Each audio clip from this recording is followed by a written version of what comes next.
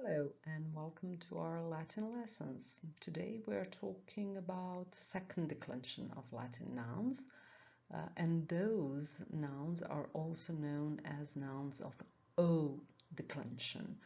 So let's start. First, we are going to practice our dictionary form of Latin nouns belonging to the second declension. First, we have to be aware that we are dealing just with one group of the second declension nouns, and those are the masculinum nouns. They end in nominative in us, in genitive in I, and they are, of course, masculinum. So, us, I, masculinum. Let's see some examples. Discipulus, I masculinum. I know this is not the way we pronounce it out loud, but this is just the dictionary form. We are going to practice the pronunciation later. Then we have annus, I, populus, I. So these are the dictionary forms. Once again, nominative ends in us, genitive in I, and the gender is masculinum. Now, it is time for us to practice how to read or pronounce the dictionary form of Latin nouns of the second declension out loud. So we are going to use the same examples and we are going to see them in a dictionary form and how to say them out loud. The first example was discipulus I, m. So we have to pronounce the whole nominative, the whole genitive, and the whole gender symbol. We are not quite sure how to get to genitive, but trust me, just cut off us and add I. So you get discipulus, discipuli, masculinum. So you got to genitive by cutting off us in nominative and adding I for genitive. Discipulus, discipuli, masculinum. Now let's practice with another one. Annus, I, m. The whole nominative, the whole genitive, the whole gender. Annus, anni, masculinum. You cut off us and added I. And the last example, populus, I, m. Populus, populi, masculinum. So be careful, dictionary form of the nouns is shorter, but when you pronounce it out loud, you have to pronounce each part as a full word. And for the second declension nouns, the genitive I is added when you cut off the ending us. Okay.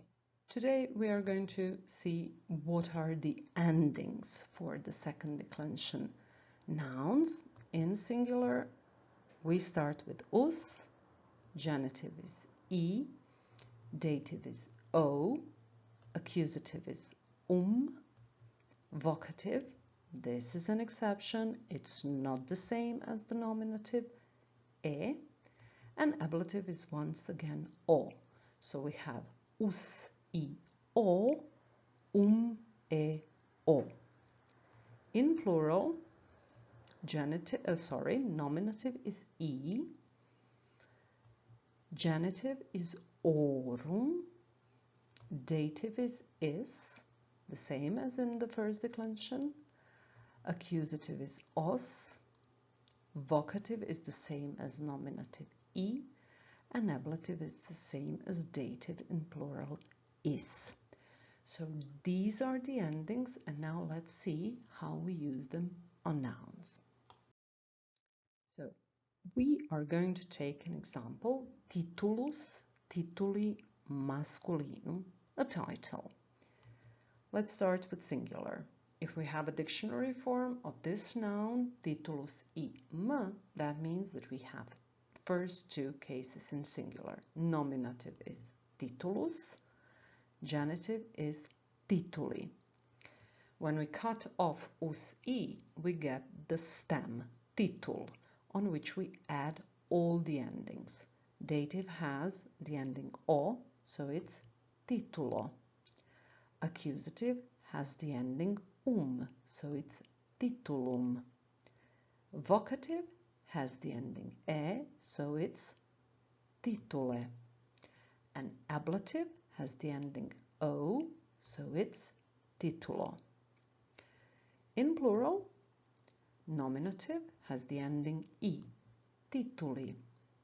Genitive has the ending orum, so it's titulorum. Dative has the ending is, titulis. Accusative has the ending in plural os, titulos. Vocative is the same as nominative, so tituli. And ablative is the same as dative in plural, so it's titulis. Well, there is no other way but learning, studying these endings, knowing them by heart, so that you can apply them on nouns, and what's more important, to recognize them in a sentence and translate them in a sentence. Now, let's practice translating this noun in all the cases. So, titulus tituli masculinum means a title. That means that nominative titulus is a title. Genitive tituli, of a title. Do you remember? We had to put that preposition of before translating genitive. Dative, titulo, you have to put the preposition for or to before that, so to or for a title. For accusative titulum, you have to imagine a verb before it. Accuse, see, read, write. What? A title. For vocative, you have to imagine yelling, hey, title, in this case, but you have an exclamation mark here. You can also have some kind of imperative. There will be yelling in a sentence. And for ablative, you have to put prepositions such as about, with, and then a title. For translating these cases in plural, you are going to use pretty much the same pattern, same prepositions, but you have to use the noun in plural. So tituli in a nominative plural would be titles.